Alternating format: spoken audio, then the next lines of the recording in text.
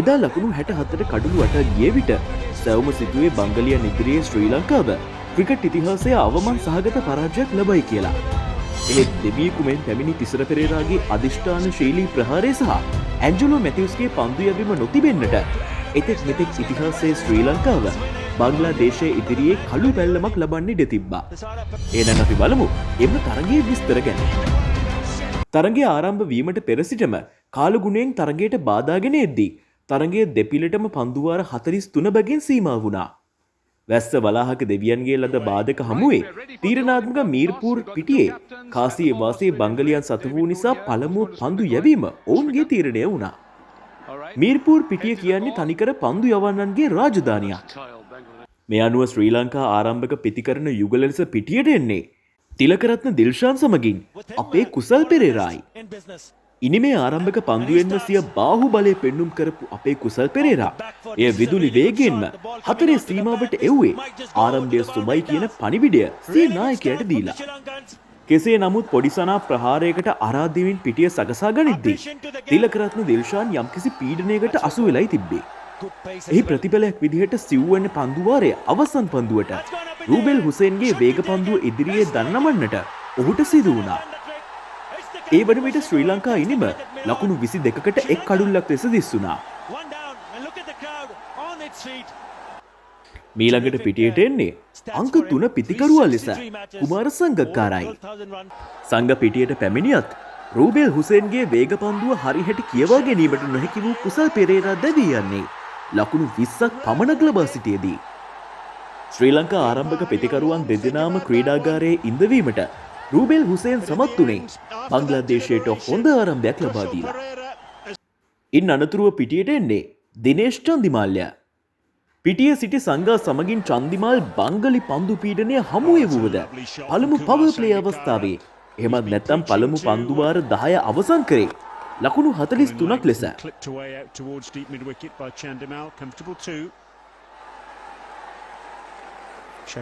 කෙසේ නමුත් පළමු පවර් ප්ලේ අවස්ථාවෙන් පස්සේ ලැබූ පළමු පන්දුවෙන්ම කුමාර සංගක්කාර දෙවි ගියේ ශ්‍රී ලංකා කණ්ඩායමේ කෂේරුකාව බිඳ දාලා. ඒ වන විට ශ්‍රී ලංකා ලකුණු පුවරු දිස්ුනේ ලකුණු 63කට කඩලු 3ක් ලෙස.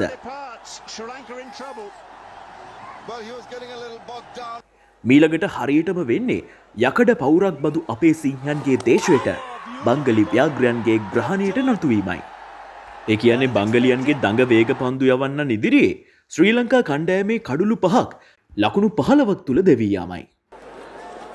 එය පිළිවෙලින් ගත් කල දිනේෂ් චන්දිමාල් ලකුණු 13ක්, අෂාන් ප්‍රියරංජන් ලකුණු 6ක්, නායක ඇන්ජලෝ මැතිව්ස් ලකුණු 3ක් සහ කිත්රුවන් විතානගේ ලකුණු 7ක් සහ නුවන් කුලසේකර ලකුණු 0ක් ලෙස.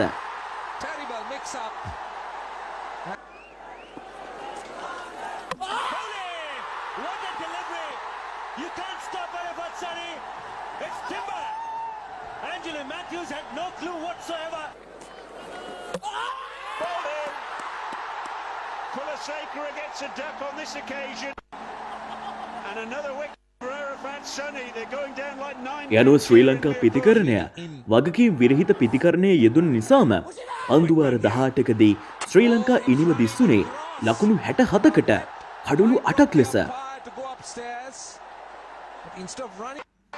ඒ අනුව මුළු බංග්ලාදේශයම දෙවනක් වෙන්න හඬ නගද්දී පිටියේ වගකීම් සහගත පිතිකරුවා විදිහට ඉතුරු වෙන්නේ තිසර පෙරේරා පමණයි. ඔහුට සහායට හිමි වුණේ සචිත්‍ර සේනානායකයි. සැවම සිතුවේ තව ලකුණු 10ක් තුල බංගලියන් ඉදිරියේ අපේ සිංහයෝ දන නමයි කියලා. මීළඟ පන්දුවට පහර දෙන්න ඉන්නෙත් ලසිත් මාලිංග නිසාත් තිසර පෙරේරාගේ සැලසුම වුණේ වේගයෙන් පන්දුවට පහර දීමයි. ඒ අනුව සිය සැලසුම 23 වෙනි පන්දු වාරයේ අර්ෆඩ් සනීට එරෙහිව දියත් කරන්න සමත් වන්නේ බංගලි පන්දු රකින්නන්ගෙන් ගිලිහුණු උඩ පන්දුවල ආශිර්වාදයත් එක්ක.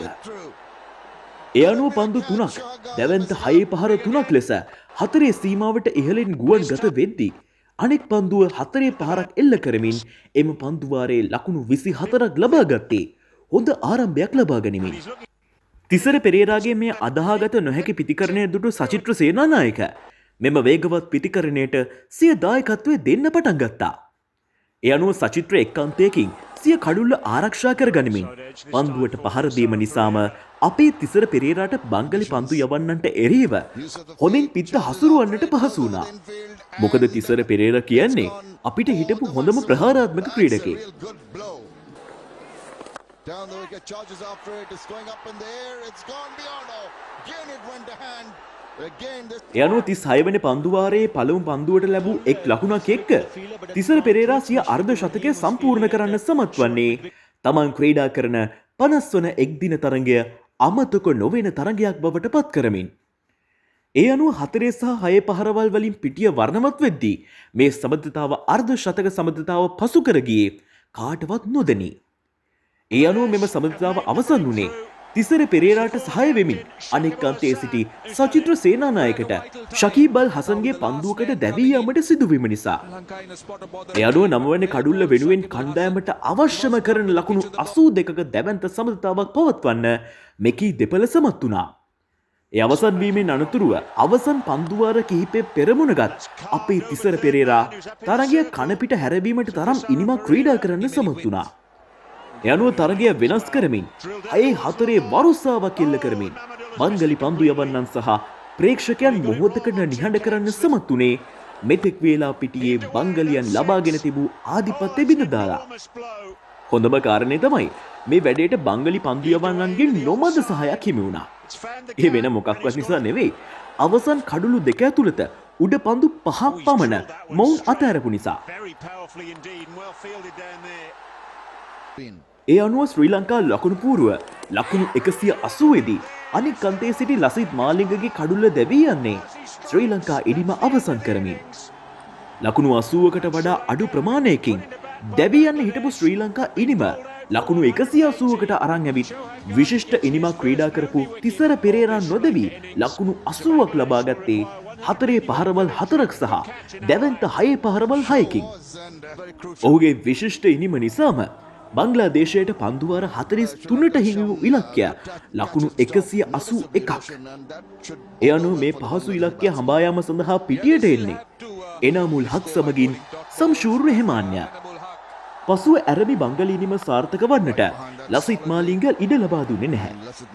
ඔහු දෙවන පන්දුවෙන්ම එනාමුල් හක්ව දවා ගත්තේ සචිත්‍ර සහ ඇන්ජලෝ මැතිව්ස් රැකගත් විශිෂ්ට උඩ පන්දුවත් එක්ක.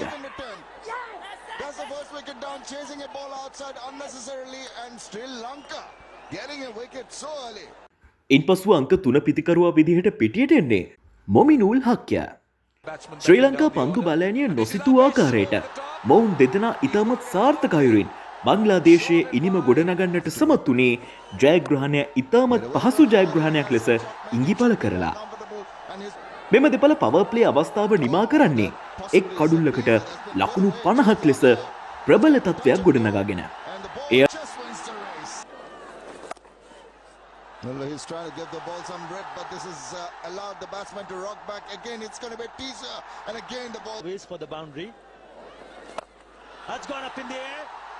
No man there.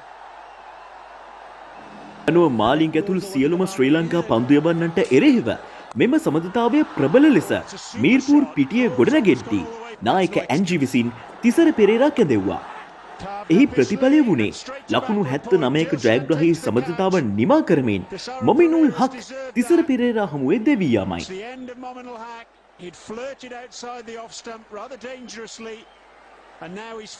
ඒ අනුව නවක පිතිකරු ලෙස පිටියට එන්නේ බංග්ලාදේශ නායක මුෂ්ෆික් රහීම්ය. 16 වෙනි පන්දුවාරයේ තිසර පෙරේරාට එරෙහිව පන්දු 3කින් 6 පහරවල් 2ක් ලබාගත් ශම්ෂූර් රෙහමාන් සිය අර්ධ ශතකය වාර්තා කරේ පන්දු 43කින්.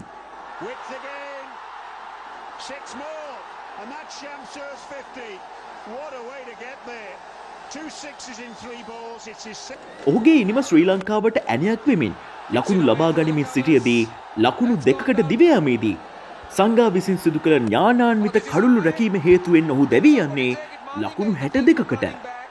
ඒ වන විට බංග්ලාදේශයට පහසු ඉලක්කයක් එහෙමත් නැත්නම් ලකුණු 68ක් ලබා ගන්න තිබ්බේ පන්දු 140කින්. Well, I think, he's dropped his bat, but he's inside. But look at that. Where are his feet? Are they off the ground? That's the question. Oh, he's given. He's given. So Kumar Sangakkara came ඊට පස්සේ පිටියට එන්නේ ශකීබ් අල් හසන්ය. හැබැයි වැඩි වෙලාවක් ඔහුටත් පිටියේ රැඳී සිටින්නට සිදු වුණේ නැහැ. ඒ ලසිත් මාලිංගගේ විශිෂ්ට පන්දු රැකීම හේතුවෙන්. කතාවක් තියෙනවනේ හොඳම දේවල් වෙන්නේ අන්තිමට කියලා. ඉතින් ඔන්න දැන් තමයි තරගේ හොඳම හරිය පටන් ගන්නෙ. 28 වන පන්දුවාරයේ යැවූ සචිත්‍ර සේනානායක එහි තෙවන පන්දුවෙන් නසීර් හුසේන්ව දවා ගනිමින්ද එහි පස්වන පන්දුවෙන් මහමුදුල්ලා දවාගත්තේ බංගලියන්ට පමණක් වැඩි වාසි පෙන්නලා තිබූ තරගය දෙපසටම විවෘත කරලා. පන්දු 3ක් ඇතුළත දැවී ගිය කඩලු දෙකත් එක්ක බංග්ලාදේශ ඉනිම දිස්සුනේ කඩලු 6කට ලකුණු 133ක් ලෙස. Priyanjana takes a really sharp grab just backward of square on the onside. Super catch in Bangladesh. කඩුළු පිට කඩුළු බිඳ වැටුණත් බංග්ලාදේශ නායක මුෂ්ෆික් රහීම් පසුපෙළ පිතිකරුවන් සමගින් ජයග්‍රහණය අසලටම ගෙන එන්න ප්‍රබල උත්සාහයක් දැරුවා. ඒ අනුව 35 වෙනි ඕවරේ අවසන් වන විට ඔවුන්ට ජයග්‍රහණයට කඩුළු 3ක් අතැතිව ලකුණු 21ක් ලබා ගැනීමට තිබුණා. මේ කෙසේ නමුත් ඔයාලා දන්නවනේ ශ්‍රී ලංකා ක්‍රීඩකයන් කියන්නේ ලේසියෙන් පරාජය බාර ගන්න කණ්ඩායමක් නෙමෙයි කියලා. බංගලියන්ට එරෙහිව ඒ වෙලාවේ පන්දු අතට ගත්තේ අපේ නායකතුමා. එහිදී නායක ඇන්ජි 35 වන පන්දුවාරයේ දෙවන පන්දුවෙන්ම අල්ෆඩ් සනීව දවා ගත්තේ බංග්ලාදේශ ඉනිමේ 8 වන කඩුල්ල සනිටුහන් කරලා.